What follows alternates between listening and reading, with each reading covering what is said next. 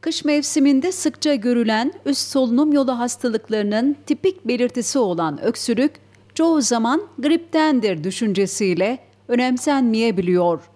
Ancak özellikle 8 haftadan uzun süren öksürüğün asla hafife alınmaması gerekiyor. Dinmeyen öksürük önemli bir hastalığın habercisi olabileceği gibi zamanla şah damarı yırtılması gibi önemli komplikasyonlara yol açabiliyor. Meddem Hastanesi Göğüs Hastalıkları uzmanı Doktor Aysel Abbasova da kronik öksürükle ilgili bilinmesi gerekenleri Kanal 32 Haber'e anlattı.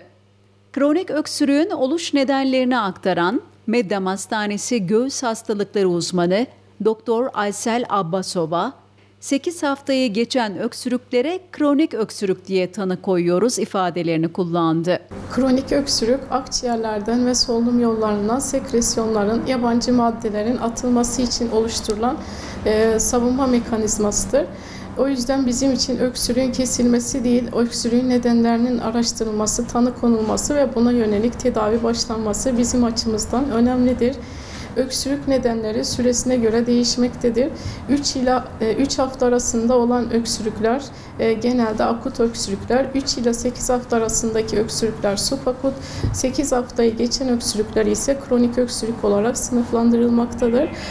Akut öksürük dediğimiz 3 haftaya kadar olan öksürükler genelde üst solunum yolu enfeksiyonları, viral enfeksiyonlar, sinüzit, alerjenle ani bir karşılaşma zamanı rast gelinebilir.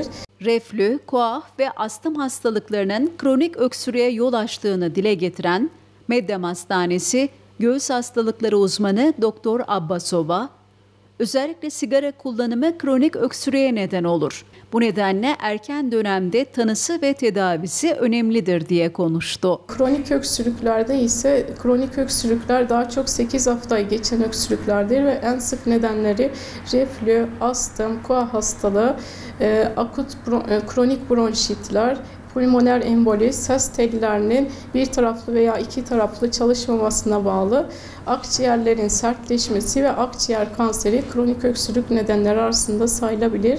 Kronik öksürüğün en sık rastlanan nedenlerinden biri de sigara kullanımıdır. Sigara kullanımı maalesef insanlarda kronik öksürüğe sebep olarak daha ciddi akciğer hastalıklarının tanısını geciktirmektedir. O yüzden özellikle 8 haftayı geçen öksürüklerin mutlaka erken zamanda tanısının konulması ve tedavisinin başlanması bizim açımızdan önemlidir.